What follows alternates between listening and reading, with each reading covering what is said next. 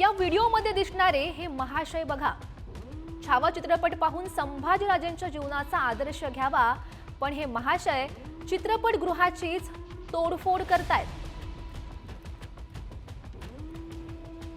हा प्रकार आहे जालन्यातला. छावा चित्रपट पाहण्यासाठी 6 ते 7 मध्यधुंद तरुण चित्रपटगृहात गेले होते. त्यांना हा चित्रपट विना तिकीट पाहायचा होता. मात्र तिथल्या व्यवस्थापनानं चित्रपट विना तिकीट पाहण्यास मज्जाव केला.